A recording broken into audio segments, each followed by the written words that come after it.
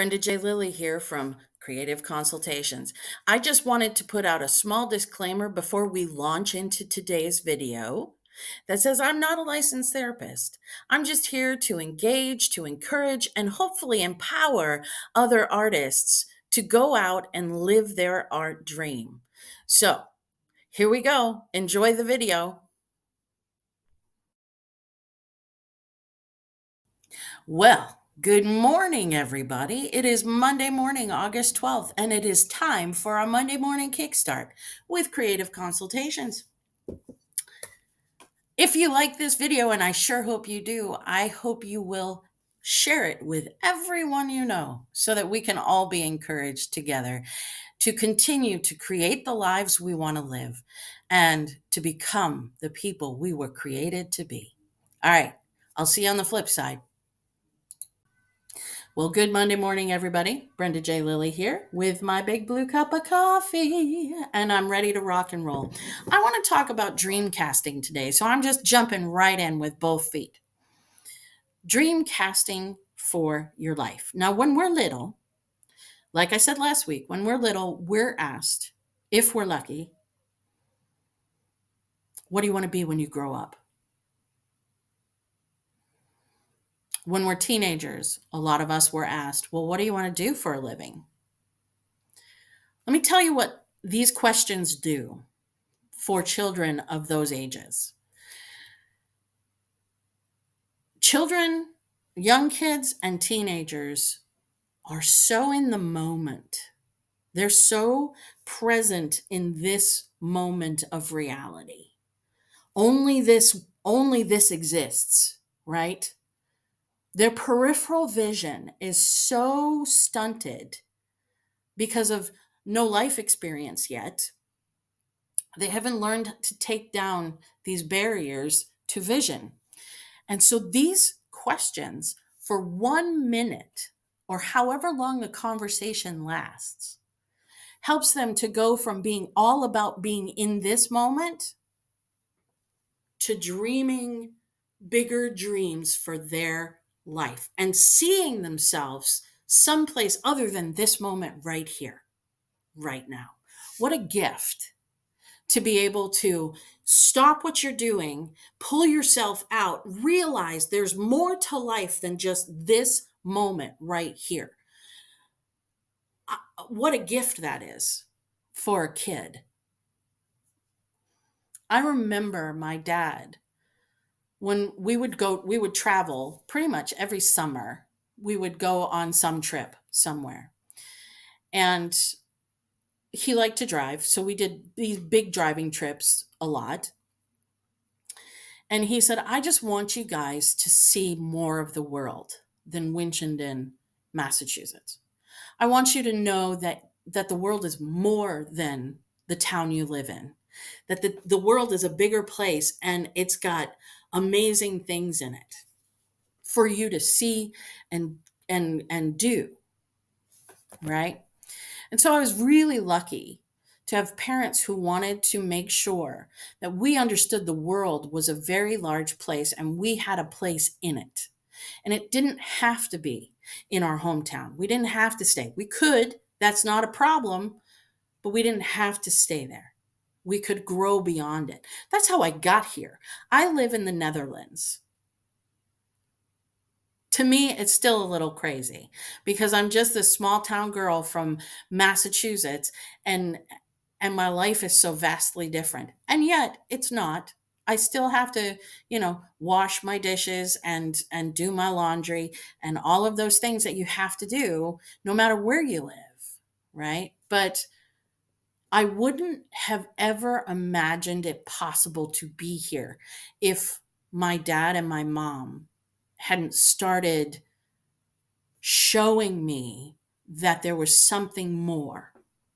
And so these questions take kids out of this moment right here, this little microcosm of life, and it lets them see something more. That's a huge gift. So if you know children, if you are around kids, if you work with kids, make sure you ask the question because it is a gift to get them to think beyond this moment and to dream dreams for their future. For young adults, what do you want to be? What do you want to do with your life? Where do you see yourself in 5 years? Again, especially if they're in college, they get so stuck in that little bubble of existence, right? It's they think they're adults. We all thought we were adults when we were in college, and yet still somebody else was paying our bills. We were living under someone else's roof, and for the most part, not all of us, but for the most part, we were living under somebody else's roof, and somebody else was paying our bills, and somebody else was cooking and doing our dishes for us. This is not an adult reality. Once you get out of college, that is a bubble of existence, and it's the next step. It's the next stage. It's a good phase of life, right? But you cannot. I don't think you can convince a person, a young adult who's in college right now, that they are not experiencing real life. What an adult beyond years beyond those would call quote unquote real life, right? They're expect Of course it's real. Of course what they're experiencing is real. It's just in a really secure bubble, right? And that net of safety once they graduate goes away. And so to have the question asked before the net of safety goes away, where do you want to be in 5 years? What is it you see yourself doing? And what's the long-term goal for yourself? What, in your heart of hearts, what is your dream? And that again allows them to step out of the microcosm they're in and go beyond it to their future and dreamcast. So once they've been asked the question, then they need to sit with it for a little while. We all need to sit with this question for a little while. And then when you're an adult, so when you're a full-fledged adult, you've gone through those experiences, and now you're out in the real world, quote unquote, real world. It's all real, but you're in the real world, and and you're earning a living, doing what you're doing. You're either working that 5 year plan that you set, or you're just sort of being pushed around by life circumstances. Um, when you are an adult, I think the question becomes, if money were no object,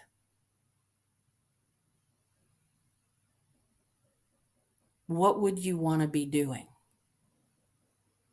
with your life? If money were no object, what would you want to be doing? And where would you want to be doing it? And where do you see your life in 5 or 10 years if money were no object? See, with adults, when you take money out of the scenario, we then are more free to dream and vision cast for our life. And I think all of those questions are valid and imperative. And I don't think you need to stop asking those questions of yourself, even when you're on the journey to still on the journey to accomplishing one of the goals, or the goal, right? Is this still the goal? Is this still the plan? Is this still the thing that makes my heart go pitter pat? Or have I changed? Because let me tell you something. When I was younger, I don't know how this happened, but when I was 13 years old, I don't know why I had such broad vision, but when I was 13 years old, my dad asked me, "What do you want to do when you grow up, Bren? What do you want to be? Where do you see your life?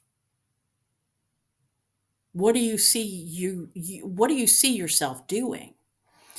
And I told him right then and there, I want to be in the entertainment industry. As long as I'm in the industry, it doesn't matter whether I'm on the stage, in front of the camera, or behind a backstage or behind the camera. It does not matter.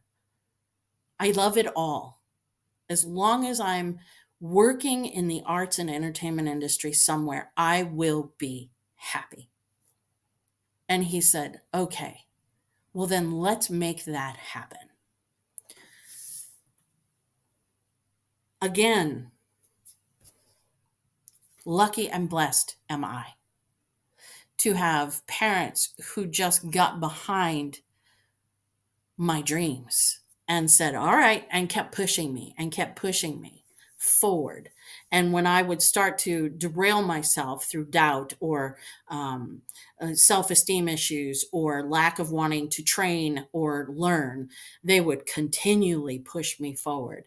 If something was hard for me, they were like, yeah, but if you want to do this in 5 years, you got to learn this now. And they would keep on. It's they did so much heavy lifting for my life, and I am blessed and lucky. And so I think that's why I'm doing what I do now, right? I think that's why I make these videos, because I want to help somebody. I want to keep I want to push you to keep on going, to dream bigger dreams than you ever have before, because you need to be who you were created to be, and you can accomplish those dreams and those plans. But you have to dream them first. You have to imagine that it's possible first. All right. So you've set the goal and you've said, this is what I want. Now the next thing I do, and this is again, I think creative people and the creative industry is more, this kind of thought process is more easily gotten to, this dream casting for your life, this vision casting, than if you're in corporate structuring, right? But I think it's yes, and I think all of us need this. It doesn't matter what you do. It doesn't matter if you're a doctor, a lawyer, a whatever. It does not matter. We all need to vision cast for our life. So you've created the vision in your mind, and now you need, I think, to create something that's a little bit more tangible that you can look at every day, and that will keep you motivated towards that goal, towards that dream, towards that vision. Now, I've created vision boards. In fact, there's one sitting in my house in Massachusetts right now for the dream and vision plan that I'm on right now. Um, because I had to take a step back a couple of years ago and say, all right, my dreams are shifting a little bit. Ha ha ha. Well, there's something I never thought of before. When I was younger, I thought I would have this one thing for my life, right? Luckily, I had a big enough vision that it wasn't, I didn't want to just be an actor. Do you know what I mean? Or I didn't just want to do this one thing in the artistic industry. I had like this overarching, like, as long as I'm a part of it somehow, some way, I'll be happy. Um, And then I got into college and I got a little bit more focused. And then that kind of screwed up my brain a little bit for a little while. And then I got out of college and I realized, nope, I'm on target. And I started working in the industry back behind the camera. I went to Hollywood for a couple of years. I worked in the production elements, and then I was in the technical theater side of things. I was the stage manager, production manager. I've been a director. Um, uh, yeah, I've been an actor. I've been a singer. So what I realize now, and what I realized when I was about, going to say 25, is that dreams change. Just because you had one idea of what your life would look like doesn't mean it has to stay there. Life has a way of shifting and changing us and changing our priorities. When you're vision casting your life as a little child, I, I, I don't know many of us who are doing what it is we said we would do when we were 5, you know? Some of us are. Some of us were lucky enough to really know ourselves all the way back to that. Um, I'm lucky enough to have known myself well enough that I knew that this is what I needed to do with my life. However, I did not put such an intense focus on one thing over the other that I couldn't shift within the idea and vision of it, right? So I have been able to reinvent myself, reimagine, and make revisions on my vision. So a few years back, I think it was 2019, I decided I needed to create what I call a vision board. I think most people call it a vision board or a dream board. Um, but I had this idea and I needed to put it out there in a visual way. And I needed to put it above my computer where I was going to at that time every single day to slog and do the hard administrative work, that it would keep me going. A visual representation of my dream was in front of me at all times. Now, it might be something you need, it might not, but I give it to you as a little gift. I think it's important, especially if you're creative in any way. Creating a vision board or a dream board is like creating a collage of your dream, and so you get to use your creative juices to make this dream come to life somehow. I've also created vision videos or dream videos. I've done that, so it's on a digital file. Like if I was traveling one year a lot, and so I needed it on digital file. I couldn't bring this poster board with me everywhere, but I had my laptop. So, about once a month, I would just run the videos, 2 minutes long, and just lovely. And it reminded me why I was doing what I was doing at the present moment. When things got tough, when things got hard, I would look back at that video or I would look up at that vision board and say, okay, but that's why I'm doing this work right now. It keeps you on target and it keeps the dream present. And that helps you to keep on the path, no matter what snags, no matter what hurdles, no matter what challenges you face on the journey. Having something tangible to focus on, to pull your focus up and out of this moment and look beyond it, is so important. So I really think they're a powerful, powerful tool. And so I hope that, I know when I said the word, I'm sure some of you rolled your eyes like, oh my God, not a collage, right? Well, stop the haughty eye roll and start thinking, yeah, it actually makes sense. It makes sense to do something like that because even adults get stuck in our microcosm of this moment. And we need to something that will pull us from this moment right here and help us launch to the next.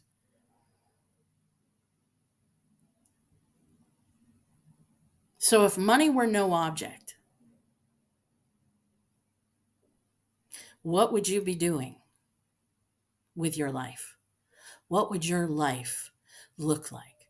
Where would you be doing whatever it is you want to be doing?